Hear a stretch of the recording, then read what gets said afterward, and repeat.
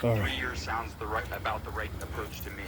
But All right, secondly, so we have to deal with the long-term Christopher Leon Johnson here, and time now is currently 7:33. So right now, at the moment, I'm watching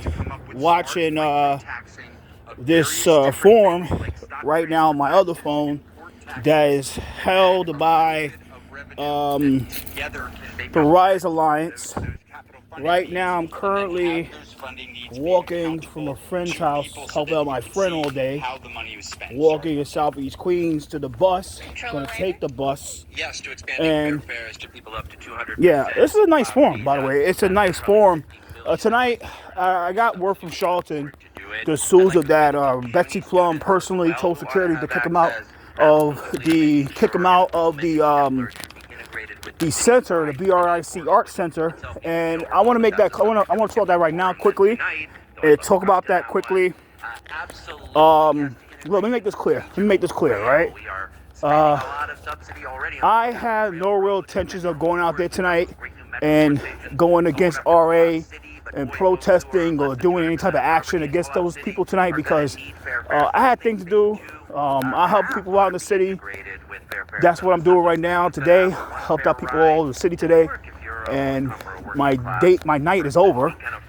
And second, I knew that they wasn't letting me in. I told Raul Rivera, I'm not even thinking about that. I'm not even going to that shit, because it's just not worth the bullshit. Because Betsy already gonna put us on a list and not let us in. And third, to keep it real, like I watched this forum since the start, while I was out traveling all over Queens, and I watched the start of the forum, and let me see, I think I missed the bus. Wait, there's the bus? I do that also while putting forward a proposal to make our I think I didn't miss it. But if I miss it, then I miss it, right? But going forward, when it comes to everything, it's just not worth it, because Betsy was gonna shit on us anyway. Was gonna shit on me, shit on Raul, shit on people that she feel that is gonna do something crazy, who's gonna call their asses out, who's gonna crash the event. And wasn't worth it. It wasn't worth it doing it at all. This is a great forum so far. Watching it right, I watched it since 7 o'clock, since it started, while I was on the phone via YouTube. And let's keep this 100%. Look, majority of these candidates that's here, let's say all of them, they're trying to get their support. And the truth of the matter of fact is that Riders Alliance don't have the full say of who's going to get the endorsement of the transportation. What happens is the people that oversee the transportation endorsement, guys, is going swing around this fucking car. But the next person is like the organization that oversees all this stuff is Streets Pack. And I am on New York City Transit Rider. I've been taking the trains. Streets Pack. So Streets Pack is the political arm for Trans-Alt, Open Plans, Rise Alliance, mainly those three. And they decide of who gets the endorsement for transportation. And people got to stand there. Remember, who got the endorsement in 2021 was Eric Adams. Now, I'm looking at the forum, and everybody's like, well, where's Eric Adams? Look, Eric Adams don't need to be there, because Eric know that the Rise Alliance up but a piece of Streets Pack, and he know that in order to win this, in order to get the full thing, you have to win Streets Pack. Eric gave them McGinnis. Eric gave them, he gave them a lot of things, so there's really no point. working class. You know, like I said, it's whatever. Mayor Adams has been violating the New York City street plan mandate to build new buses lane. I am not in fucking, Administration. not in. I would like to know how would your administration make up for lost time and speed up the buses? I'm in South Ozone Park right now. So we're going to Not even in fucking, Thank you for the question, Reggie. I'm also a bus rider. Started out taking the Q101 down Steinway Street to high school every day. And congestion can make you late. And sometimes being late means that your pay is going to be docked. So this is actually a really, really important issue for working class people. yeah, I mean, at the end of the day, That's why guys, I I'm not believe going to that shit. really our job I'm looking at this at stuff City and, Hall should be to free wow, up fucking a lot dogs. of the space that's on the streets. Like I said, they know, like I said, the only people got a chance at this shit, the only people got a chance is Ramos, Ramos, Ramos. In the bus lanes that we need. Look, the current mayor promised 150 miles of bus lanes and hasn't delivered, I don't think, on a dozen. And so we have a lot of catching up to do to live our wildest rapid bus transit dreams. My colleague here to my left likes to bring up former Mayor Peñalosa from Bogota, and the reason he does is because Bogota in Colombia, where my parents are from, is the golden standard of bus rapid transit in the world. I said, the only people got a chance in this race, guys, is Ramos, Myrie, Zoran, and Lander. Other than that, like when it comes to like Walden and Stringer, they have no chance. Stringer still haven't answered when it came to his sexual assault controversy that completely tanked his campaign in 21. And Jim Walden, on the other hand, he is like the most like moderate person on that forum. And the way he talked congestion pricing, it was like he was just going all over the place. So he's not gonna get that endorsement. He's not gonna get that support. I want a jacket, but don't call me the bus mayor. Call me the street mayor, because that's what this is about. It's about the streets, and here's how But the key to getting these people support is like, if you support bus lanes everywhere, if you support congestion pricing, and you support a 6-minute subway, and you support expanded fair fares. Other than that, they're not gonna support you. They're not gonna help you out at all. So let's keep that real. We have to start to say, thank you for your contribution during COVID. You saved our lives. You delivered for us. And you know what? When you left at noon, or midnight, you did not have transportation home. That is the future of our buses. Now, to get this done, we cannot give free service to people who can afford it. $800 million a year and $600 million less in congestion pricing. Come on, folks, let's get real. People got to pay, especially the people on Wall Street. Some of them jumped the turnstile anyway, and they have to pay their fair share so we can give people a fair fare, the people who are the backbone of the economy in New York City. And that's what I'm going to do. I want the jacket. I'm going to earn the jacket. And I'm telling you, change will come. So I don't want a jacket. Yeah, me either. And I'm not going to pronounce the So I'm trying to- Bogot's name because I will certainly botch it. But what I won't botch is this. Improving So bus yeah, I'm service waiting in for this cities Q7 is bus. right? It's adding more buses, Time now is currently needed bus lanes. 7:41. Watching this from South Ozone Park, Queens. Not a single one, right? So we have Waiting to for the increase Q7 all bus to of go those home. things. T-Mobile's right We here. have done it before Yeah, congestion so- pricing to give people attractive alternatives. If we don't want people driving into Manhattan, it would be a hell of a lot better if they had attractive alternatives like more and better buses. So from my perspective, when I'm mayor, that is going to be job number one. We have critical infrastructure problems in the subways that, as much as we'd like to wish it were otherwise, are going to take billions and billions of dollars to fix, and it's going to require massive disruption of subway lines to close them down, to fix them the right way, so we're not spending another $1 billion fixing them 2 years from now.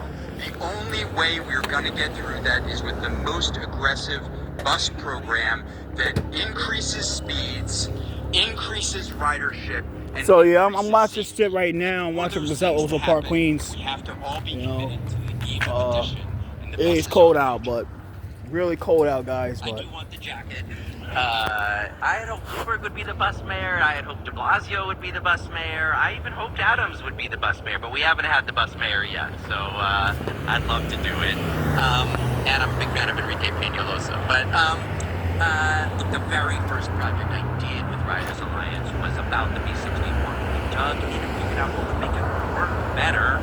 We made big improvements on the B61. it is cold as fuck. But Way to go. I already committed tonight to the 34th Street busway and the Fordham Street busway. But even where you can't do a full busway, there's protected bus lanes, center running bus lanes, transit signal priority. All the reporting is such a big opportunity. Why is the MTA not letting rear door reporting take place, even though students now have Omni? So there's a lot the mayor can do, but you need two things. First, a really good DOT commissioner. So I'm going to promise you tonight, a professional, world-class DOT commissioner, not a political patronage appointment, and serious management of DOT.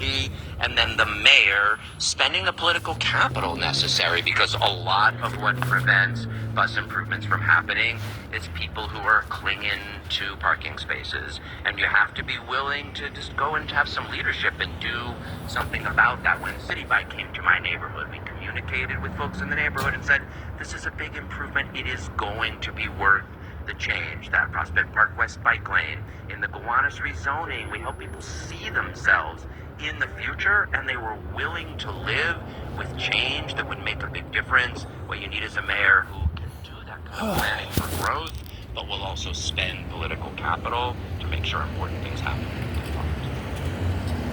Assembly member? I think we have to fundamentally change the way that we think about fulfilling the annual mandates on bus lanes. Right now what we're doing is we're picking one bus lane after another bus lane. We need to have an entire citywide approach, because 8 miles an hour is not acceptable as the average speed of a bus in New York City. 5 miles an hour in the central business district. These are, like I said before, guys, unless you go to give them 6-minute sub guarantee, 6-minute subways, it's frankly a shame, because congestion pricing, bus lanes, and expanded fares, they're not going to get their support. I think we can do that with a citywide approach. I think we could do that with transit signal prioritization. What we've seen in the DOT's own report in 2017, it said that it had the ability to reduce bus commutes by 14%. That's like 2 to 8 minutes for every passenger. Right? We have to talk about ACE, or what was ABLE, which we passed as part of the Fix the MTA package in 2023, which we've also seen having immense impacts. Although we do need to tighten up the MTA's use of artificial intelligence towards the implementation of that. And I also think, I know this is a point of disagreement between Scott and I, about free bus transit. One of the reasons that the MTA continues to say no to all-door boarding is because of concerns around fare collection. What we've seen in Boston, when Mayor Wu launched a free bus pilot program, is that it decreased dwell time at stations by 23%. What we've seen is that even though with all of the rhetoric around the fact that it would be extremely wealthy New Yorkers who would take the bus, the majority of new riders were making $28,000 or less. I believe that is the path forward, in tandem with a whole host of other policies, so that we can finally lead the way in the city. Senator Murray? Firstly, big up Flatbush. Big up 320, Jackie Robb. I've actually taken the B41.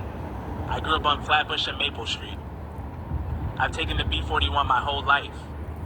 My mom, who had both of her knees replaced years ago, so cannot make her way down the subway stairs, has to take the B41. And she's had to wait out in the rain, in the snow, in the cold,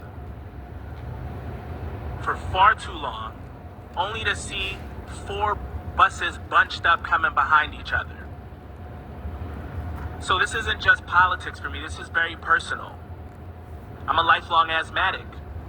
The traffic on Flatbush has only exacerbated that. So you need a mayor that has political courage. You gotta stand up. These things aren't easy. Some of our friends, some of our big institutions, sometimes they don't want to see this. We gotta be willing to tell them no. Watch this one right now on the bus. About to go on this Q7 bus. For how working class people like my mom get around this city. 135th and Rockaway. But I across the city because we deserve it.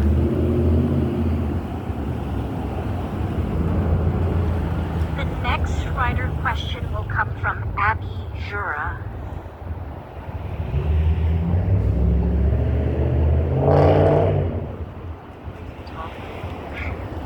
Hi, my name is Abby Jura, and I was a student in the Bronx who rode the BX12 along with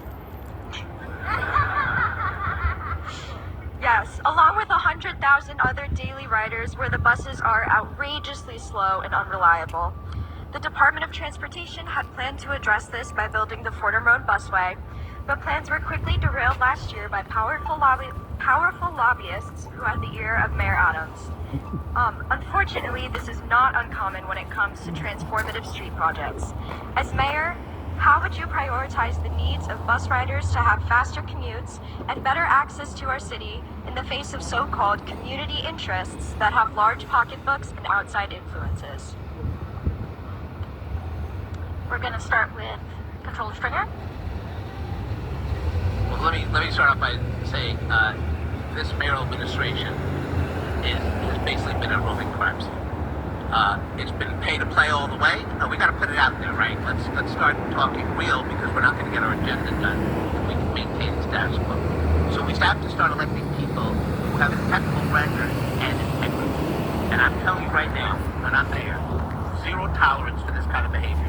New DOT, new ethics reform, ending pay to play, and then we're going to do the people's business. See, I'm not To keep it real, I think that Ramos is winning this so far. I think Ramos has the best message. Like these other people, like they just say, like they just see Twitter and they just fucking try to copy. Like president and 8 years as controller, but I would get that Fordham Road Stringer proposal done. was We would go to Brooklyn and do the same thing. was Think about how against outrageous this is. One person at City Hall gets a call from matching a donor, funds. and it's done. It's done, and that's not right. And we all will commit, I believe, to a mayoral administration that's transparent, that's open. I'm not going to agree with everybody here. I'm going to put that out there right now. We're not Like, gonna what agree is Stringer with talking everyone about? tonight. Stringer, like, yo, Stringer But that's okay. Stringer We're gonna discuss it was in a against transparent matching way, funds. and money, the flow of What are you talking money about pay to would play? stop. I commit that to you. I was a reformer in Albany. I entered MTC voting. I've reformed the community boards for 8 years in Manhattan. As controller, I did the most government reform of any controller in modern history. That's just a fact. And as mayor, I got the skills not only to pay the bills, but also to make sure that we have real reform, and I'm going to do that. Thank you for your question. This one is super easy for me to answer because I'm not a career politician and I don't want to be, right? I'm used to giving people bad news. That's kind of what I do every day. And when I was at a big white shoe law firm and the firm was doing very big cases for very large companies, I stood out and said to my managing partner, I don't want to do that full time. I want to do cases for communities and people. And that's what I did.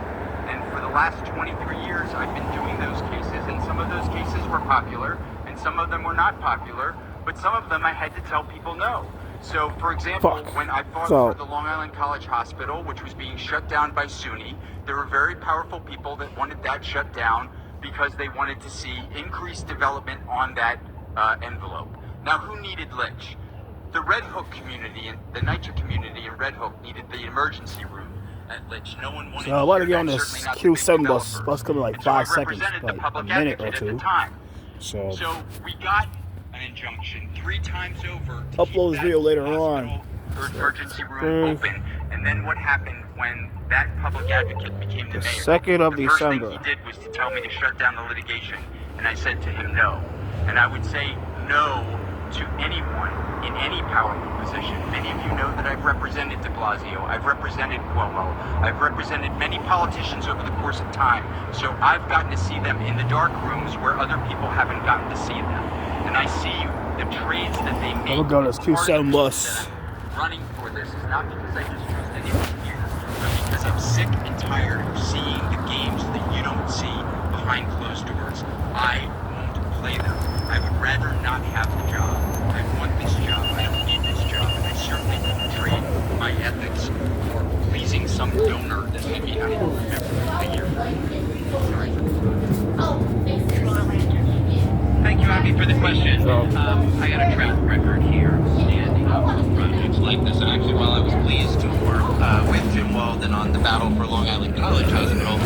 the opposite sides of the Prospect Park On the Bikeway, Q7 where headed villagers home. were trying to get rid of it, and we stood up to win it nonetheless and build community support. And I've done that.